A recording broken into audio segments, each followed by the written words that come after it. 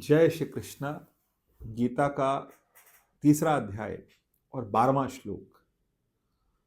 भगवान यज्ञ की बात कर रहे हैं और यज्ञ के साथ साथ एक और बात भगवान इंगित कर रहे हैं कि ईष्टान भोगा नहीं वो देवा दासयन्ते यज्ञ भाविता तैरदत्तान प्रदायेभ्यो ये भुवते स्तेन स्वहा। कहना क्या चाहते हैं? भगवान कहना चाह रहे हैं कि जो देवता हैं वो आपसे प्रसन्न होकर के आपको सब कुछ देंगे। पहली बात, 11वें अध्याय में 11वें श्लोक में भगवान ने बोला कि देवता आपसे प्रसन्न होते हैं।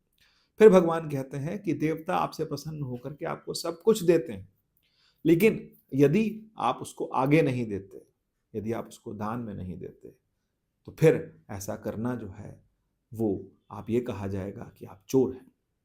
इस बात को हम ऐसे समझते हैं कि जैसे हमारी धरती माता है, हमें अन्न देती है, हमें अन्न देती है, पशुओं को अन्न देती है, पूरे संसार को भोजन मिलता है, लेकिन वो मिलने के बाद यदि हम उसको सिर्फ अपने पास ही संचित करके रख लें तो फिर ऐसा करना बाकी सबके साथ में अन्याय होगा। भूमि से निकलने वाले चाहे खनिज हैं, चाहे पौधे हैं, चाहे अन्न है और चाहे कुछ भी है, उसको सिर्फ अपने तक सीमित नहीं रख सकते।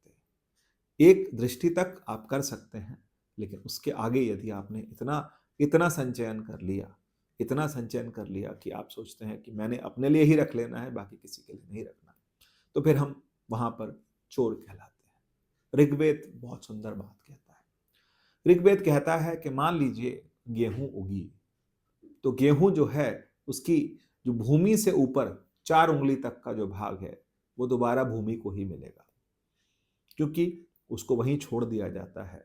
किस लिए छोड़ दिया जाता है? ताकि वो दोबारा भूमि में मिल करके भूमि से, क्योंकि अगर पूरा निकाल देंगे और कुछ नहीं छोड़ेंगे भूमि के पास तो गलत होगा। तो भूमि को ही 4 उंगली मिलता है। उसके बाद जो गेहूं की बाली से नीचे और 4 उंगली ऊपर जितना भाग बचता है वो पशुओं का है, पशु खाते हैं। उसके बाद जो बालियां निकलती हैं उसका पहला भाग अग्नि को जाता है। यज्ञ है ये, भगवान जो समझा रहे हैं यज्ञ है। अनाज की जब अनाज निकल जाता है तो उसकी एक मुट्ठी पंछियों को जाती है। ये समाज की व्यवस्था है। वसुधैव कुटुंबकम ऐसे ही नहीं कहा गया। और उसके बाद कहते हैं पंछियों को डाला गया। और उसके बाद जब हम आटा निकाल लेते हैं उसी गेहूं से, तो उसका कुछ भाग चींटियों के ले जाता है।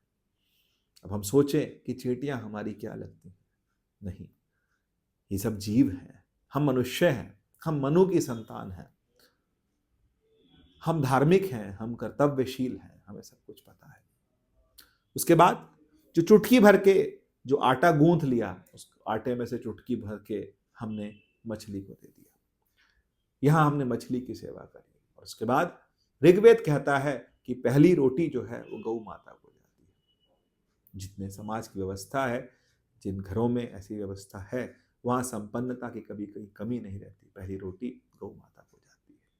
और उसके बाद जब भोजन बनता है तो सबसे पहले घर के जो सबसे बड़े होते हैं उनको भोजन निवेदित किया जाता है और उसके साथ साथ बच्चों को भोजन कराया जाता है। फिर बारी आती है हमारी, जो परिवार में जो मुख्य हैं, या फिर परिवार में तो बड़े और बच्चे मुख्य हैं ही, लेकिन जो परिवार में सबके लिए बना रहे हैं, पति पत्नी अगर बना रहे हैं, तो फिर उनकी बारी आती है। फिर वो भोजन प्राप्त करते हैं और उस भोजन को प्राप्त करने के बाद भी जो भोजन बचता है वो फिर कुत्तों के लिए जाता है, कौवों के लिए जाता है। ऐसा हमारे यहाँ नियम है। इतनी महान सनातन परंपरा, इसी के बाद भगवान कर रहे हैं कि हमारे पास यदि कुछ आएगा तो हम बांट के खाएंगे।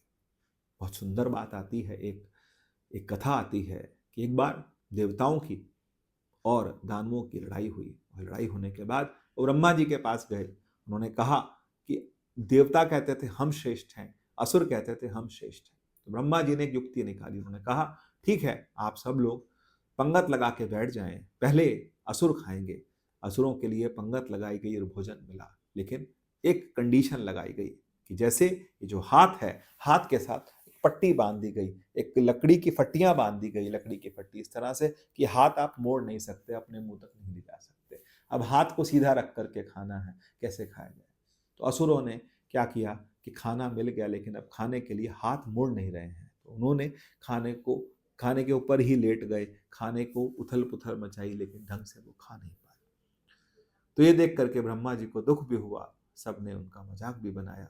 असुर अपने स्थान से हटे और वहां पर फिर देवताओं को भोजन परोसा गया। जब देवताओं को भोजन परोसा गया तो देवताओं ने इस तरह की व्यवस्था की कि एक व्यक्ति सामने बैठा हो और उनके सामने भोजन डाला, निवाला बनाया, सामने वाले को खिलाया, सामने वाले ने बैठ करके उसके सामने वाले को खिलाया, दोनों तृप्त हुए।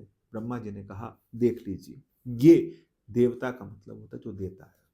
भगवान इसी को इंगित कर रहे हैं। भगवान कहना चाह रहे हैं, जो दूसरे को निवेदित करके खाता है उसके बाद उसको चोर नहीं कहा जाता, लेकिन जो स्वयं की सोचता है वही चोर है। जय श्री कृष्ण।